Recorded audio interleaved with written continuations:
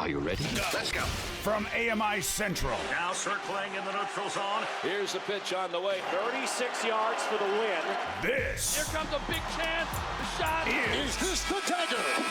The neutral zone. This is as good as it gets. Now, here's your host, two-time Paralympian, Brock Richardson. This is a newsworthy edition of the Neutral Zone today. We have a couple of news items to pass your way later on in the program. Let me just tell you what's coming up on today's edition of the Neutral Zone. We released our final Canadian Paralympic Committee Summit interview. Today we speak with New Brunswick swimmer Danielle Doris. In the second half, as I mentioned, we have a couple of special announcements. I'm joined by Cam Jenkins and Josh Watson. Let's get into our headlines for this week. Neutral Zone headlines. Senior women's national team wheelchair basketball coach Mooney Abbott Peter has stepped down from her position for personal reasons. Marnie will remain part of the Women's Basketball Canada High Performance Program as head coach of the women's under-25 team and lead the development of our next generation of young female athletes as they strive for excellence. We congratulate Team Canada wheelchair curling team for recently winning the best team performance at the 2020 Paralympic Games. At this particular event, they won bronze. They have podiumed in each of the 5 other times that wheelchair curling has been represented at the Paralympic Games. This team is the epitome of success at the Paralympic Games. Congratulations to them. Toronto Maple Leafs star center Austin Matthews has signed a 4-year extension with the team.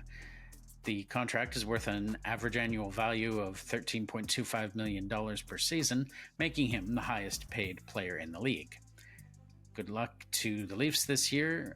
Having Austin Matthews signed will certainly make the rest of the signings that are necessary more easy to figure out, we'll say. We released our final Canadian Paralympic Committee Summit interview. Today, we speak with New Brunswick's Danielle Doris, who is a Paralympic swimmer. Please enjoy the interview. Danielle, we're going to start with the fact that you are New Brunswick's Female Athlete of the Year, being their first para-athlete that has received this award. What does that mean to you? It means a lot. I think it was very special that they named me Female Athlete of the Year and not just Female Para-Athlete of the Year, because for Swim New Brunswick, we have awards and they have a specific one for Female Para-Swimmer Athlete of the Year, and obviously I'm winning that every year since I'm the only one. But being able to beat out the able-bodied athletes who were eligible for Female Athlete of the Year in New Brunswick and being able to win that, I think it's very special and very progressive, and I felt very honored to have that title. Yeah, when you found out about this, because you find out about these things before the rest of the world, what was your first reaction? I was like, oh wow, this is amazing. Part of me didn't think it was gonna happen because I had been nominated the year prior and I hadn't won when I personally, in my opinion, I think I should have won, just because I had performed the best within my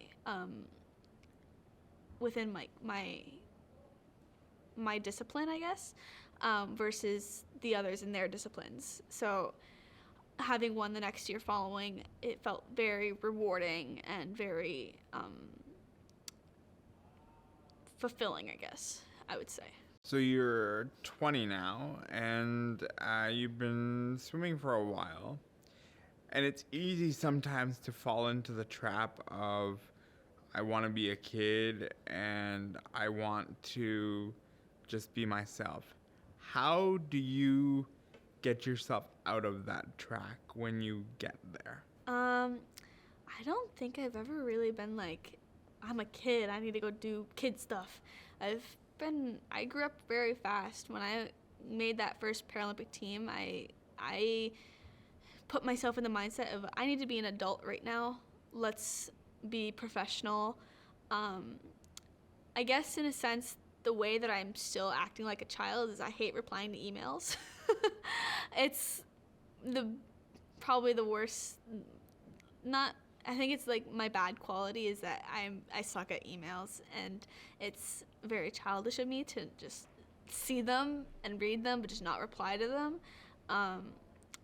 I've gotten better at it. I've started replying to emails a lot more frequently because I've started to realize that I need to, it's part of being an athlete, and it's a part of my brand, I guess, to be replying to people and keeping myself engaged.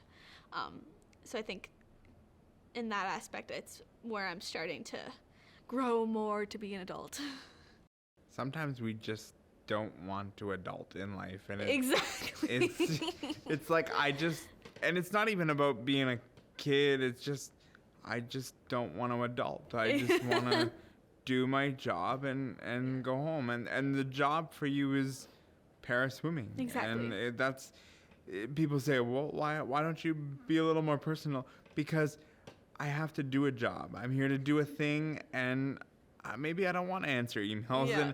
And that's not the answer I would have expected you to give me, is that I don't answer emails. I think that's real, that's honest.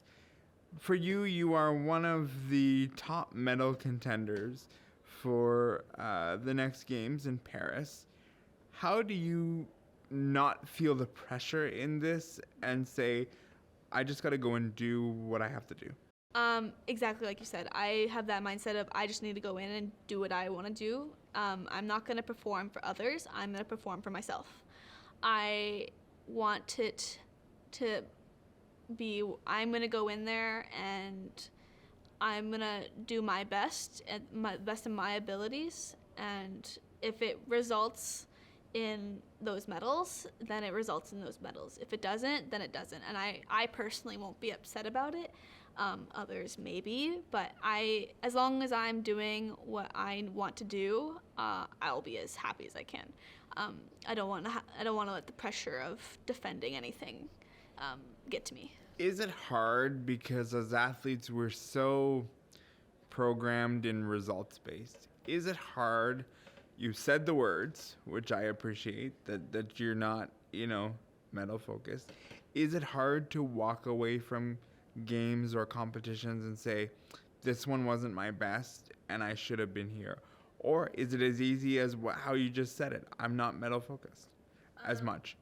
I will say, for me personally, whatever happens, happens. I can't go back and change that. So even though I wanted to give my best and the results weren't my best, I can't go back and change that. So why think about the past when I can look into the future and be like, hey, let's do better next time. That's the way I think about it all. I don't want to focus on what could have been versus what will be. Shoulda, coulda, woulda does not always work. Exactly. I think, as we progress towards the games here, for you, what has Swim Canada done for you personally in helping you, advance in your career and be at the best you can be? I think Swimming Canada has definitely started to help para-athletes a lot more. They have started matching the amount of money they've been giving to the able-bodied to us para-athletes, so that things are more equal. Are helping with like training funds and equipment funds and travel funds. So they've definitely started to help with the easing of how much things cost for our sport. It's all about the mighty dollar. Exactly. What is your favorite thing about swimming? I think my favorite thing about swimming is that, well, there's two parts. There's the fact that anybody can do it. This is me being like trying to advocate people to come swim. This is, anybody can do it. And then for my personal side, I think my personal thing is like I feel weightless in the water, so it's like I feel like I'm just floating even though I'm moving very fast. I feel like it's helps de-stress everything. So it's a big de-stressor for me. That's my personal love of swimming. And then there's the professional side of me being like, everybody can swim. Come do it. Join me. Other than the money, which we've chatted about, what is the most challenging part about swimming for you? One of the most challenging parts is it's definitely probably the equality between able-bodied and para, where it's very sad to say that a lot of the times at competitions we are integrated, but we're not too integrated to where all of our events are always at the end of everybody else's. So all this like fans are already leaving because they already watched the able-bodied. It's similar to with the Paralympics and the Olympics, where Paralympics are after the Olympics. I think they should be before, because then we would hype the Olympics up. Whereas, and in swimming, we're always after the able-bodied events, so we're always having to cheer each other on versus the fans. But if we're before, I think it would allow them for us to have fans and to cheer us on. So I think that's the way I would answer that. Is part of it due to the fact that we go through 18, 20 days of the Olympic Games and people just get Olympic out, whereas if we did it before, they're gonna do it? Or do you think it stems further from we're just exhausted from Olympic coverage? Probably they're tired of watching the same thing that just happened, but just in a shorter time frame. I think having the Paralympics first, it is shorter, so it wouldn't tire you out of the Olympics to watch the Olympics, because you'd get hyped from us and then you'd watch them. I think we're cooler to watch because there's so many different things that you're seeing, different sports. The Olympics doesn't have goal ball or bocce ball, and it's like there's so many different things about the Paralympics versus the Olympics that I think we as the Paralympics could hype up the Olympics so that people would want to watch both. And I just hope that's what happens in the future, that it switches. If somebody from one of the main networks is watching or whatever, what would be your message to them if you were to pitch to them why they should cover the Paralympic Games the way they cover the Olympic Games? What would you say to somebody if they said, if you sell me on this, I'm going to do it? I think it should be covered the exact same way to help educate the world that us as disabled people can do exactly the same thing as able-bodied people, just slightly different. The basis of the Paralympics, the meaning is parallel or equal to. So the fact that it's not, I think we need to change that and live up to that definition of parallel or equal to. So I think and as I was saying earlier, we're so much cooler to watch because we all look different. So kids who are watching us on TV who look like us could be like, oh, I can go do this.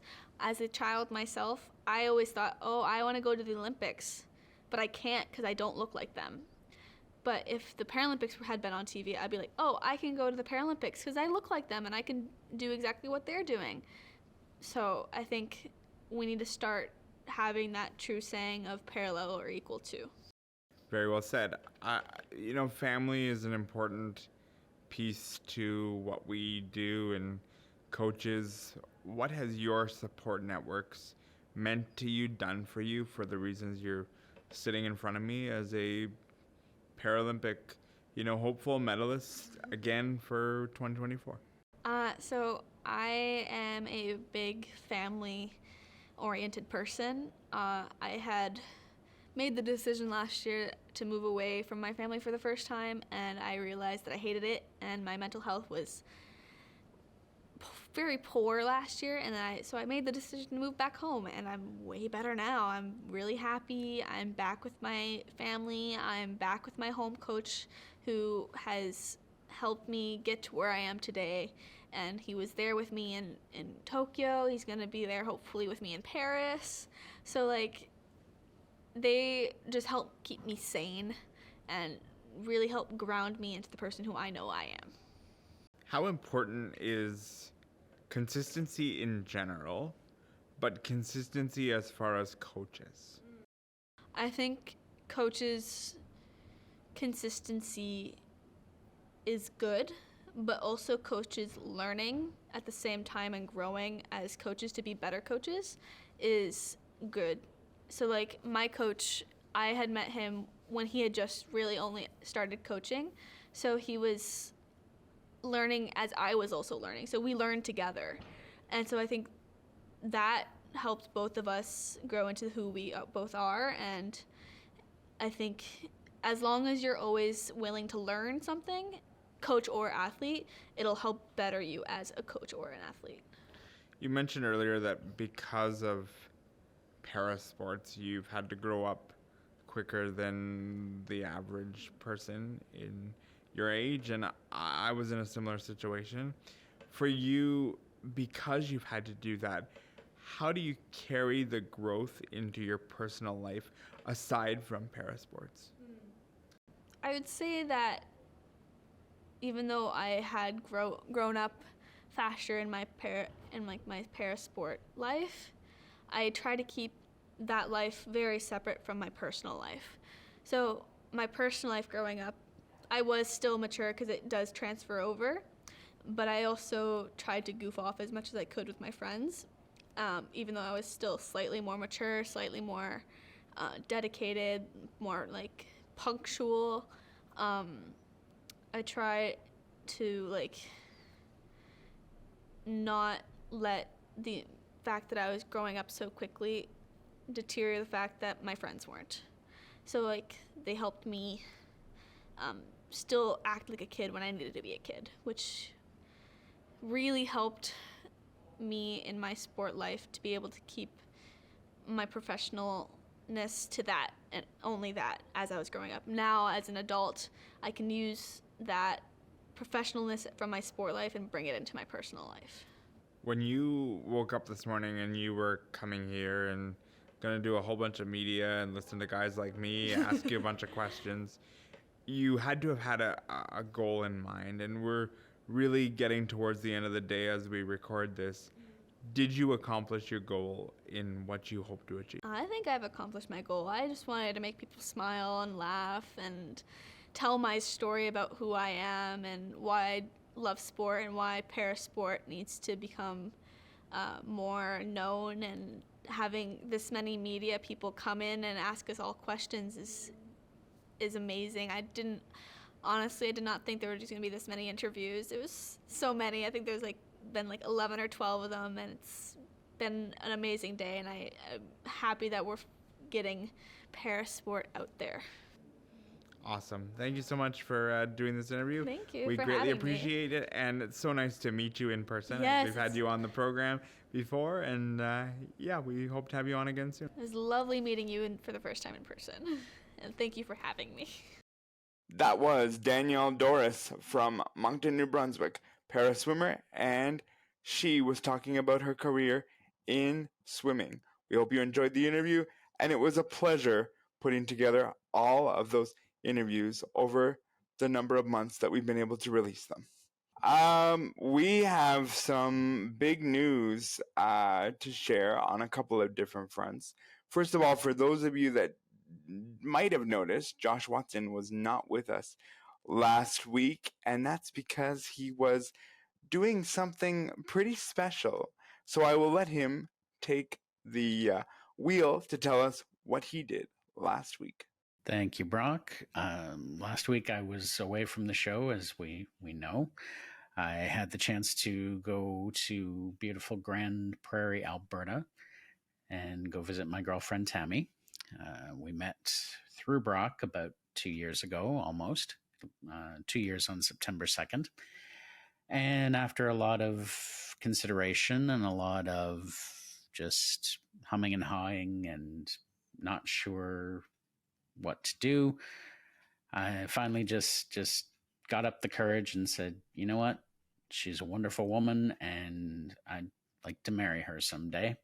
So I took the opportunity when I got out there to ask her to marry me, and she accepted. She said yes. So we are very excited. We're giving ourselves a year to plan and to get everything in place, and hoping for a September 2024 wedding.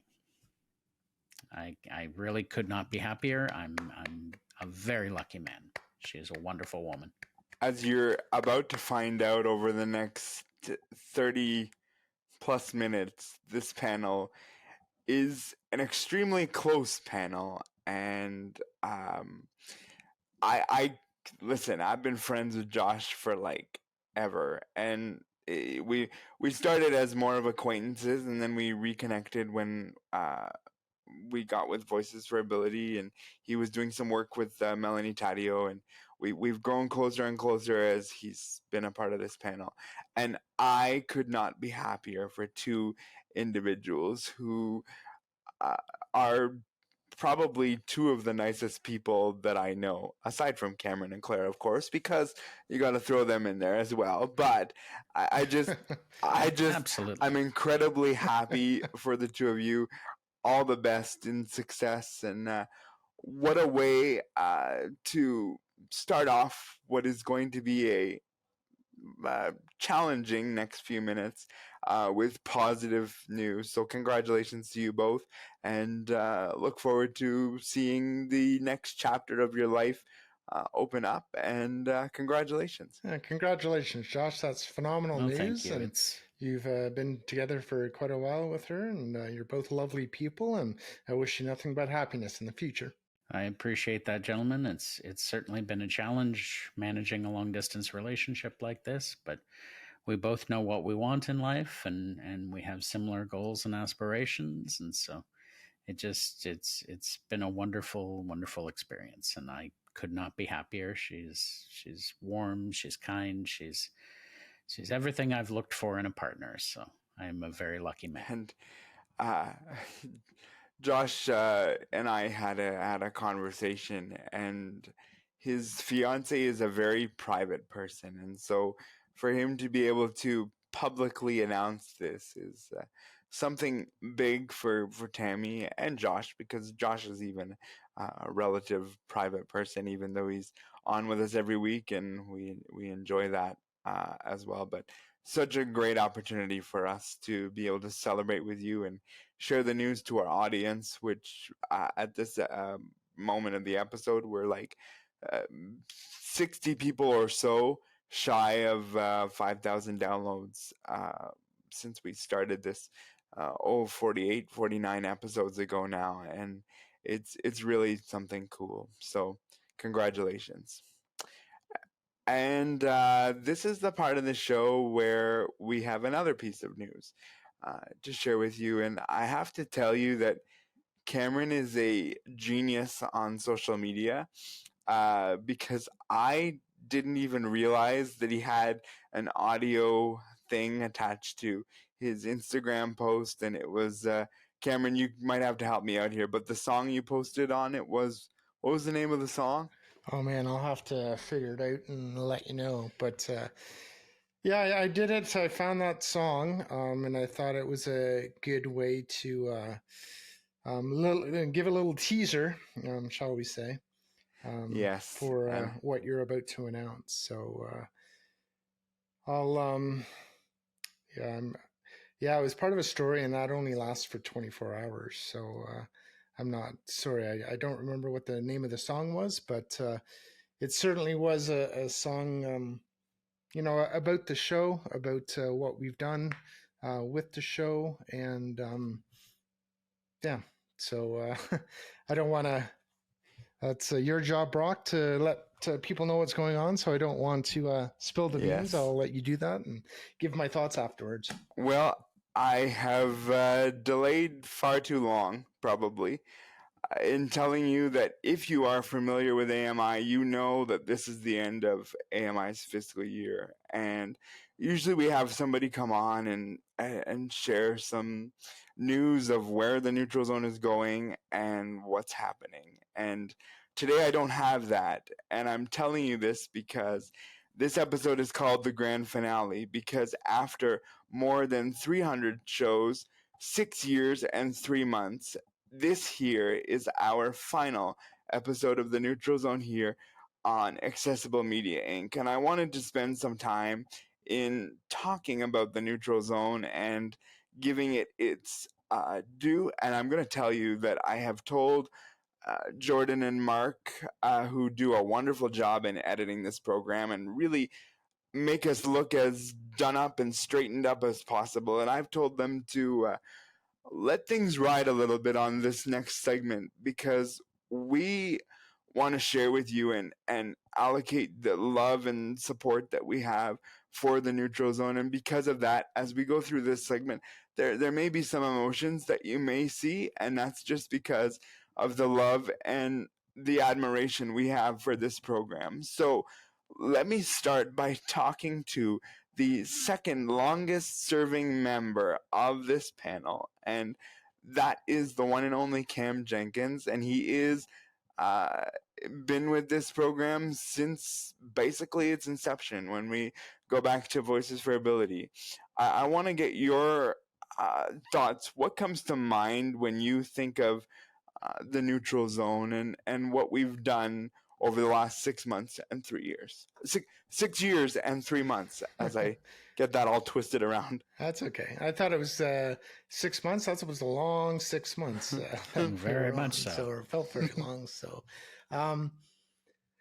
yeah, it's a bittersweet moment. I've really enjoyed doing this show. With all of the hosts that or co-hosts that we've had on, and all the guests that we've had on too.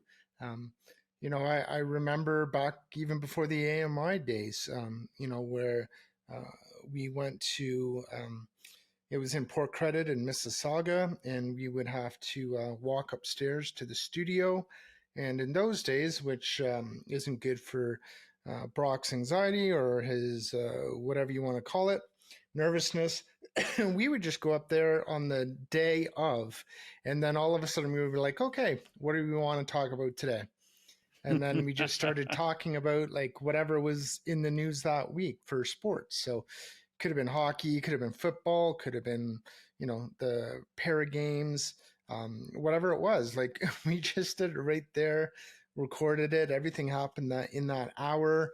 And it was great. And then they went to, it kind of was off for a while because I was back to work and I wasn't able to commit to it. And then Brock asked me to come back on the show. And I think at that point it was still through Voices for Ability, and we were able to record at nighttime. So I remember that. And then Brock saying that, he reached out to AMI and they were wanting to have us on the show. And I remember the very first show that we had. I still have the picture of, the original cast characters, I'll call them, in the AMI boardroom, and us sitting there and taking a picture. And I remember that first episode as well, with David Ruckavina, Brett, Brock, and myself. And yeah, I've learned so much as far as broadcasting or how a show works when you're either doing a live show or doing a podcast, which, it's kind of had different iterations while being on AMI audio. And, I don't want to single out any guests, but all of the guests that we've had, it's been wonderful having all of the guests on, and we appreciate all of the guests that have come on to,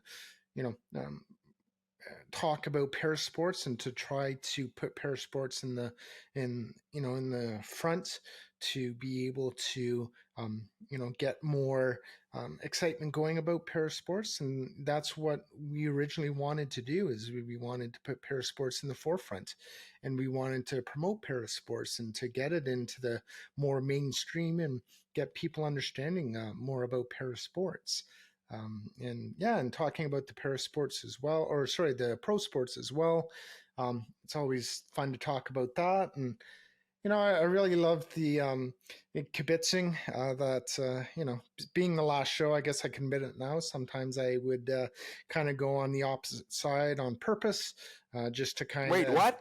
You're telling us this now? Absolutely. Last show, I might as well come clean. So, just doing that and trying to get a discussion going, or a back and forth, a bit of a conversation going, rather than, oh yeah, Austin Matthews is great. Yeah, Austin Matthews, like, that's boring. Somebody's got to go against the grain. And that was me a lot of the times. And yeah, I love doing that, just to, and I remember a time with you, Brock, when we were talking about the Blue Jays, and I think it had to do with, the salary cap or lack thereof. And I was saying to you, like, Brock, if you were able to get $1 million because of all the people watching you, wouldn't you take that? And, I think you ended up having to say yes. My memory's not the greatest, but I'm pretty sure you did. So, yeah, I did. You actually took the words right out of my mouth, because you were saying, I can say anything, or no, I wouldn't do that, blah, blah, blah. And then I'm like, you're telling me. And then, so just kind of that back and forth, having fun and seeing your smile right now when I brought it up, or talking about, the old manager from the Blue Jays. I had a hate on for him. Charlie Montoyo. Thank you, Montoyo. And Kikuchi this year, he was my boy. But I didn't think he would, another honest truth, I didn't think he would do as well as he did. But I stuck with him, and thank God, he's done really well, except for maybe the last game. So I got lucky sometimes by some of the predictions I made or who I stuck by and stuff. But I'm glad I stuck with this program. Brock, it's been wonderful you being host and,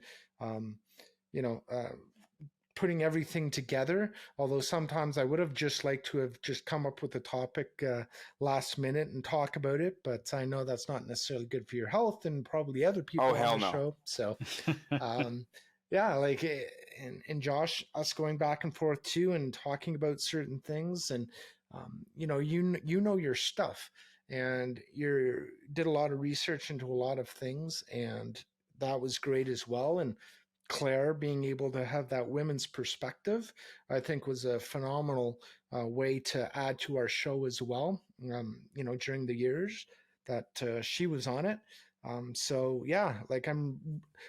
It's not necessarily, goodbye forever. The show might be in a different iteration, down the line. Who knows what's going to happen? But I've really enjoyed being on the show and talking sports, and especially parasports. So thank you to AMI. And when I say AMI, I mean all of the management team, other hosts, the people behind the glass. I don't want to say any names because I know that I'm going to forget certain names. I got you on that one later, so you're good. Yeah, so I just... thank you to everybody, and to everybody that has listened and supported this show through the different iterations, because we were on the radio, and I don't know if we were an hour right away, but I think it was a half an hour, and then I went to an hour, and then kind of went back to a half an hour, back to an hour, and then video that we've done this year. So thank you for just being with us, supporting us, and going through all the different iterations. Because I think all of us have grown over the course of the show. And it certainly helped me through some darker times, especially during COVID, when we're, all alone in our apartments and we're not allowed to really go anywhere. And this show, I don't want to say saved my life, but, it really helped me out to get through some tough times. So, that's something else that I'll always remember this show for is, helping me out and getting through some tough times. Yeah, we're going to talk about the future of this program as we sit here today and what I can tell you. But we'll save that for a bit down the line. Josh, comments from you and favorite memories, if you could throw some of that in there. Absolutely. It'd be a pleasure.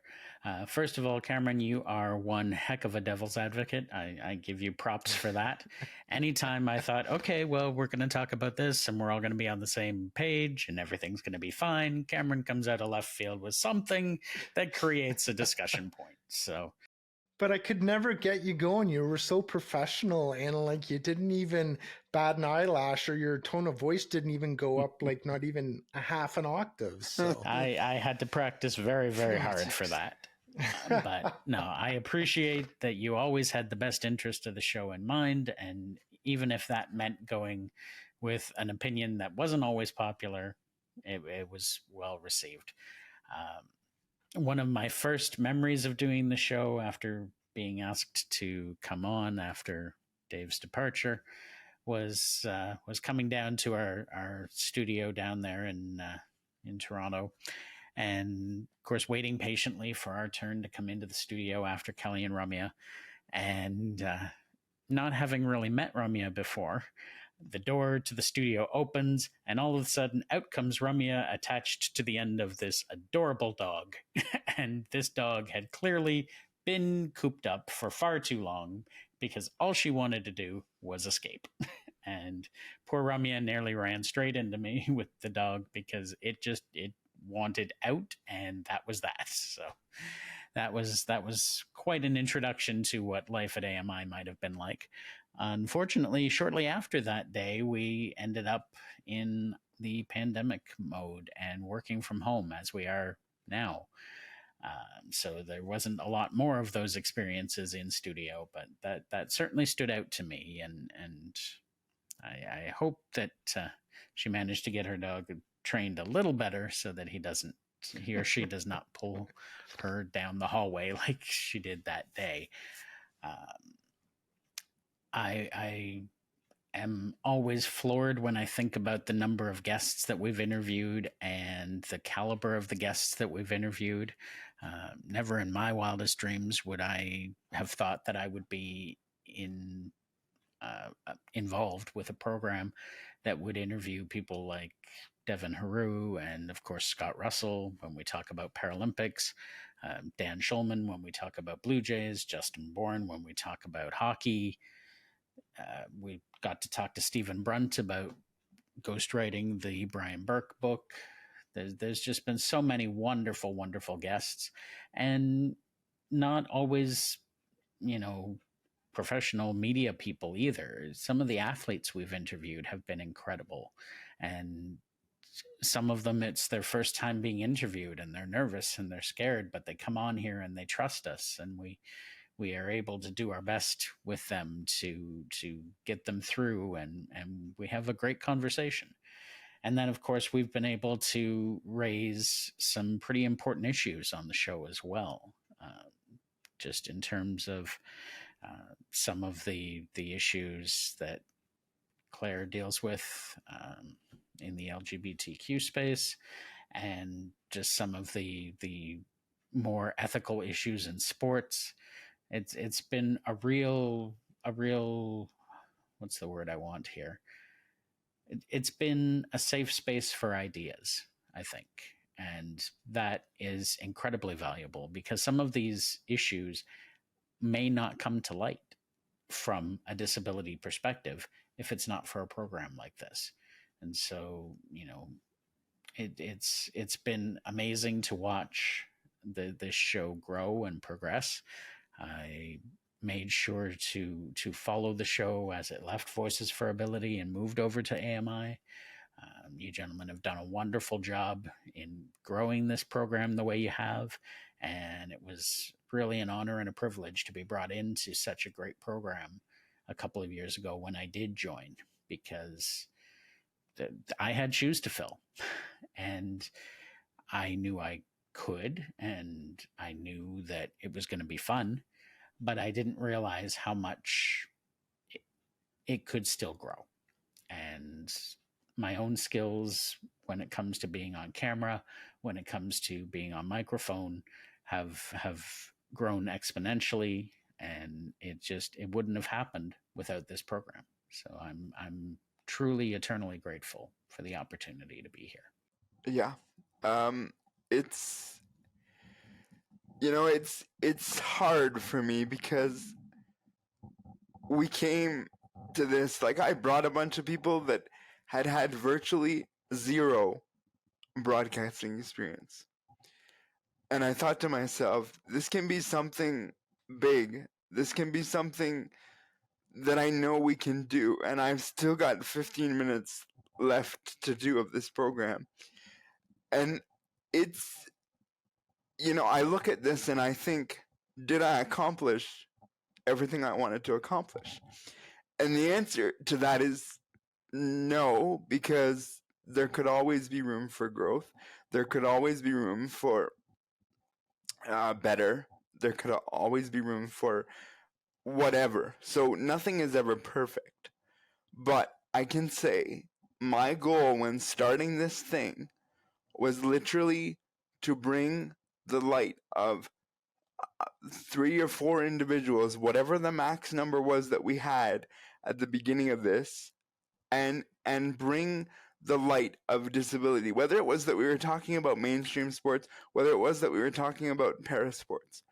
I felt that even if we were talking mainstream sports, the angle we were bringing was different than your average cookie cutter program that,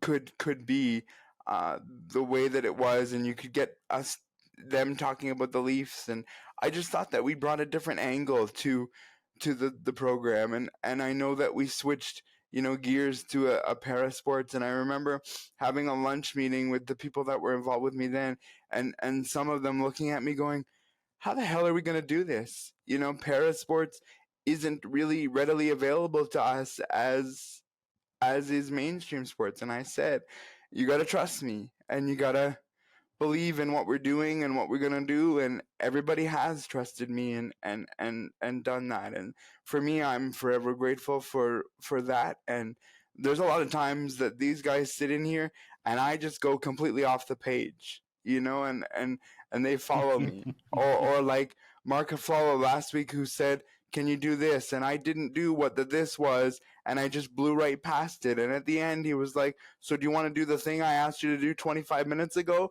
And I was like, oh yeah, I blew that. And we all just carried on. Cameron, I think you were going to add there. Oh no, I was just laughing at you, thinking of, you blew it. But yeah, no, it's all good, man.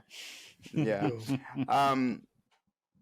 Something that I want to get from both of you is, what did you learn about yourself that if it wasn't for this program, you would not have learned? Josh, start with you, and then we'll move straight into Cameron. I think for me, it was just that I have some skills that I can add to my resume. I never would have thought of myself as a podcaster or as someone who could appear on television or radio. And yet through this program and through some great coaching, through some amazing technical producers, I've been able to look and sound confident and competent at what I do.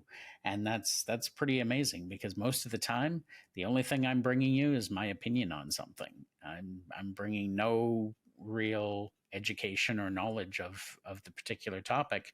I'm just bringing forth my own thoughts, and am able, thankfully and gratefully, to be able to put those into words in a manner that makes sense to all of you. And that's a skill I didn't know I had coming into this program. Yeah, for myself, I think I learned, I've been thinking about this all week, and I think a lot of what Josh said is very true. That is what I've learned as well. It's just kind of raised my confidence when it comes to speaking. On a show, I never imagined in a million years that I'd be doing something like this for so long. And this even goes before AMI, when I was doing it on Voices for Ability. hosting a panel, and it was just a matter of, okay, this is, what we're doing, and Cameron, you're going to host the ability panel. So it's like, okay. So you just learn through the school of hard knocks of what my style is for hosting a show and the questions to ask. And a lot of the time it was just ad-libbing, because I think one of the things I've learned to do is, active listening. When you're hosting a show, you want to be an active listener and hear what the person is saying that you're interviewing, and then ask questions based on that, because I think it becomes a lot more of a personal interview if you're able to do that. So I would say active listening, and has definitely something that I've learned over the years, and tried to hone on that to become better.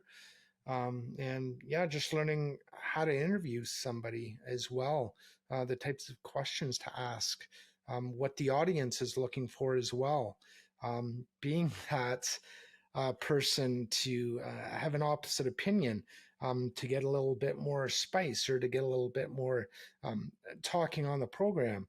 I think I learned a little bit on how to do that as well. So there's so many different things, and how to be a team player as well.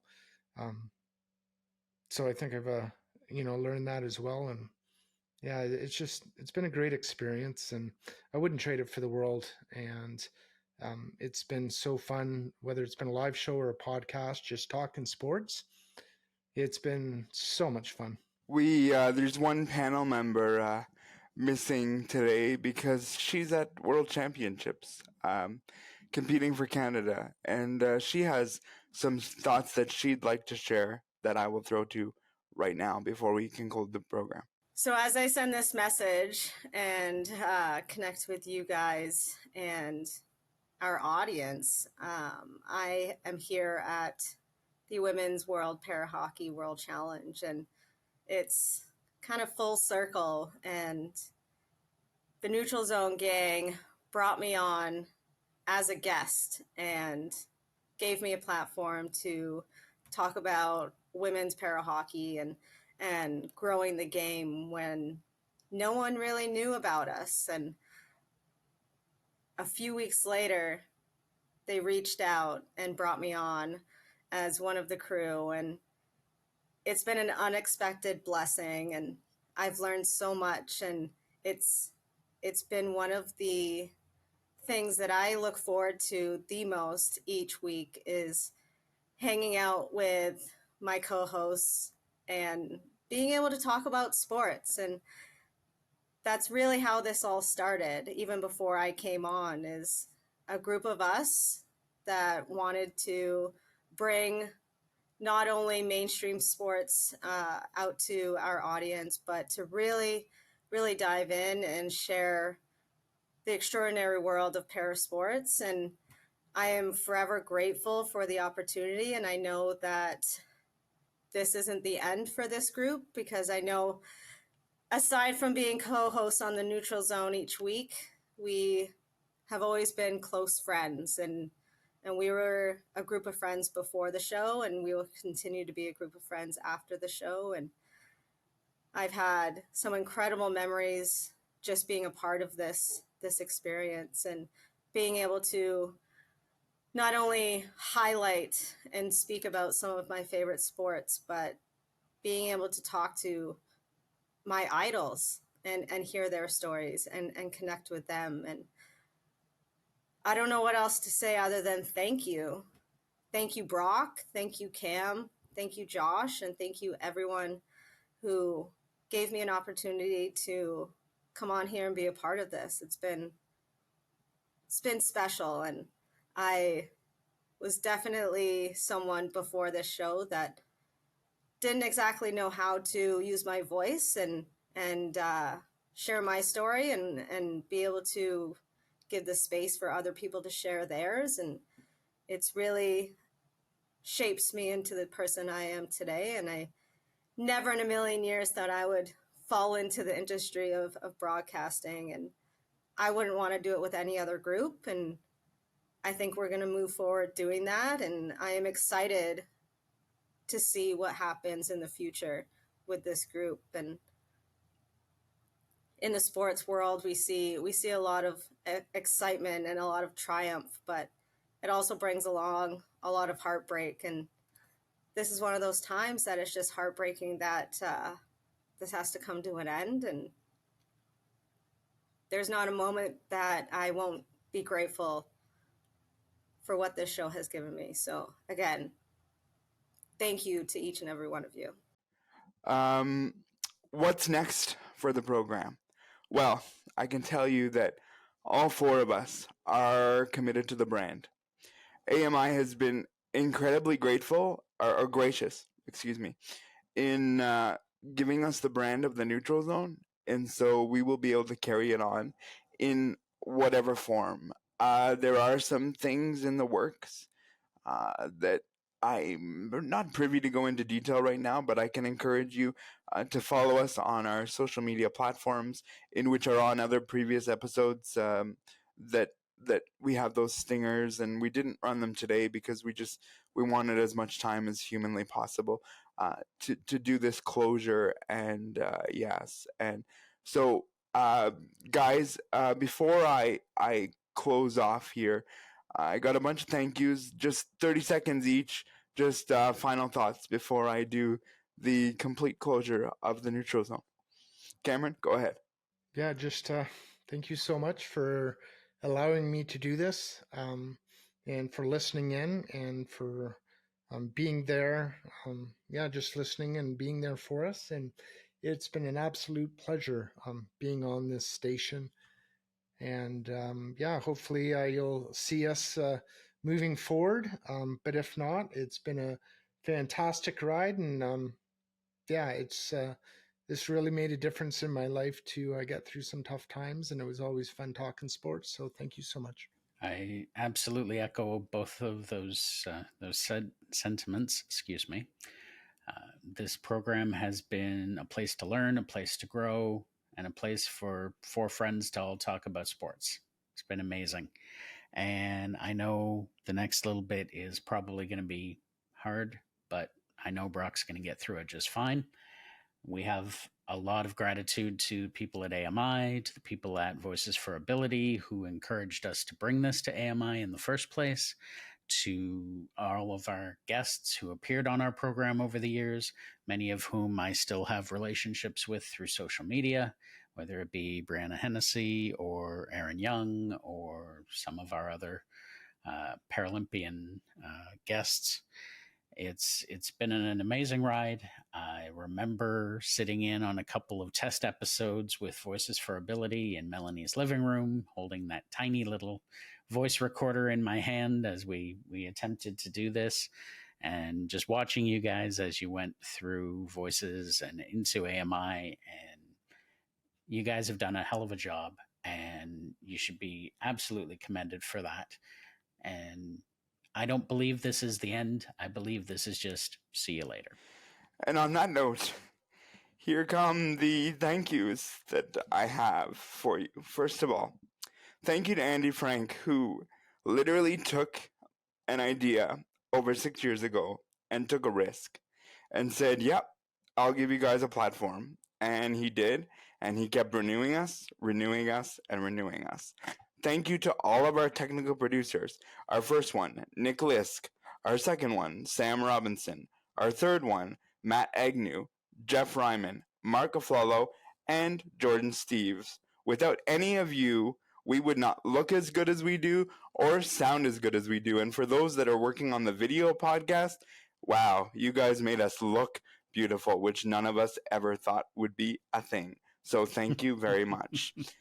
To my mentor, Kelly McDonald, who has been with me since I graduated school and has been there since the inception of the program. My friend, you have made me grow as a person, as an individual, and for God's sake, you took us through a pandemic where nobody knew what the hell was going on, and you stuck with us in a 30-minute program, and the end of your day was added with doing the neutral zone, so we greatly appreciate that.